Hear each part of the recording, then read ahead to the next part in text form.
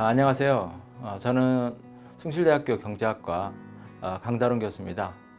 가르치는 과목은 주로 수학이라든지 그리고 계량경제학, 어떻게 보면 AI하고 밀접한 관계가 있는 과목들을 강의하고 있습니다. 여러분 잘 알다시피 우리 산업은 몇 가지 커다란 격변이 있었는데요.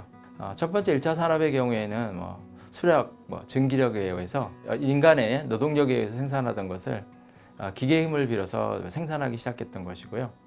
두 번째 2차 산업의 경우에는 인간들이 생산하는 데 있어서 한계가 있었던 것들을 대량 생산함으로써 많은 사람들이 대량 생산한 상품들을 활용할 수 있는 상황이 된 거죠. 3차 산업의 경우에는 정보를 통해서 하나의 시스템의 커다란 변화를 가져왔다는 게 3차 산업혁명이라고 볼 수 있습니다. 4차 산업혁명의 경우에는 2016년 WEF 클라우스 슈왑에 의해서 4차 산업혁명이라는 이야기가 나왔는데요. 여기에서 4차 산업혁명이라는 것은 가상과 실제가 공존하는 시스템, 그리고 AI가 출현하는 시스템이라고 볼 수가 있습니다. AI의 경우에도 ANI가 AGI로 나눠볼 수가 있는데, ANI는 Artificial Narrow Intelligence로서 좁은 부분에 있어서의 어떤 지능을 갖춘 머신이 되겠습니다. 우리가 흔히 이야기하는 자동 주행 장치라든지 이와 같은 것을 하는 게 바로 ANI라고 이야기를 할 수 있고요.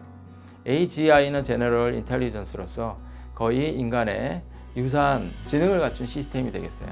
인간이 해야 할 일을 기계가 대체하는 커다란 변화를 가져온 게 바로 4차 산업혁명의 커다란 특징이라고 볼 수 있습니다.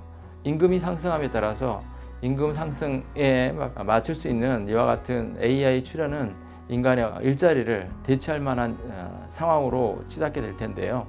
이게 이제 커다란 문제라고 볼 수 있습니다. 이러한 문제를 해결하기 위해서는 어느 정도 AI 시스템을 공급하는 회사, 그리고 국가, 그리고 노동자들 간에 어떤 데이터 협업이 필요한 시점이라고 볼 수가 있겠습니다. 우리가 AI 하면 빅데이터, 많은 데이터를 축적하고 그 데이터를 활용할 수 있는 전반적 기술을 갖고 있는 국가가 선진국이라고 볼 수가 있겠죠. 그래서 많은 인구를 갖고 있고 데이터량을 많이 확보할 수 있는 국가인 중국은 AI 쪽에서 발빠르게 앞서가는 국가라고 볼 수가 있습니다. 물론 중국의 경우에는 국가 주도적으로 많은 지원을 하고 있는 걸 볼 수가 있습니다. 이와 같은 시스템이 가능한 게 사회주의 시스템이고 통제 가능한 시스템이니까 이런 게 가능하겠죠. 독일은 다른 나라에 비해서 커다란 차이점이라고 할 수 있는 것은 이런 4차 산업의 혁명이라든지 AI 시스템을 도입하는 것을 국가 주도적으로, 국가 선제적으로 실시했다는 겁니다. 정부에서 프로토콜을 표준화시켜서 일반 기업에 공급을 하고, 따라서 그것을 베이스로 해서 성장하는 게 굉장한 차이점이라고 볼 수가 있습니다. 민간 주도로 움직이는 것보다 국가 주도적으로 빠르게 표준함으로써 AI 산업이 발전하는데 빠른 성장이 이루어질 거라고 볼 수 있습니다. 우리는 약간 후발 국가이긴 하지만 우리나라에서 갖고 있는 인프라, 즉 통신 인프라가 잘 갖춰져 있고, 그리고 하드웨어적으로 앞선 회사들이 있기 때문에 이러한 피지컬한 인터페이스가 잘 갖춰져 있는 국가로서 빠르게 우리가 발전할 수 있는 근간은 갖춰졌다고 볼 수가 있습니다. 따라서 여기에 학술적인 지원과 그리고 국가적인 지원이 같이 공동 효과를 발휘한다면 다른 나라에 비해서 빠르게 성장하고, 그리고 첨단 산업으로서 AI 관련 산업을 육성할 수 있을 거라고 생각합니다. 1929년에 미국의 대공황이 발생을 했고, 미국의 정책적 개입을 통해서, 그러니까 일자리를 창출함으로써 소득이 증대되고, 그 소득 증대를 통해서 또 다른 고용이 창출되는 선순환 과정을 달성을 했죠. 우리 현 정부에서도 이와 같은 신뉴딜 정책을 실시하려고 하고 있습니다. 신뉴딜 정책은 하나는 디지털 분야에 있어서의 뉴딜과, 그리고 하나는 에너지 부분에서 그린 뉴딜 정책을 목표로 하고 있죠. 이 디지털 뉴딜이라는 것은 AI에 관련되어 있는 내용, 즉 빅데이터를 구축을 한다든지 AI를 실현을 하는 정부, 조직을 갖추는 걸 이야기하고, 그린 뉴딜이라는 것은 화석 연료를 우리 사용함으로써 발생하는 기온 온난화 물질인 CO2 같은 걸 줄이기 위해서 청정 에너지를 사용하고자 하는데 그 목표를 두고 있습니다. 세계적 추세하고 우리 경제 발전의 하나의 핵심 사업으로서 산업군을 발굴하고 이것을 발전시킨다는 것은 굉장히 긍정적인 우리의 어떤 정책이라고 볼 수가 있고 시그널이라고 이야기를 할 수가 있습니다. 그런데 이러한 정책은 단기간에 성과가 나타나는 게 아니라 장기간에 걸쳐서 우리가 노력을 하고 이어갈 필요가 있다고 생각합니다.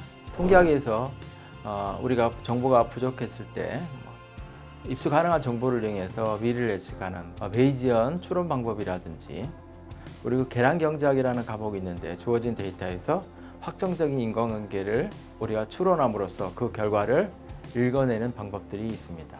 사람의 행동과 기계 행동이 바로 과거의 어떤 행동이 현재 영향을 미치고 있는데 그와 같은 분석이 수업을 듣는 과정에 아예 포함되어 있습니다.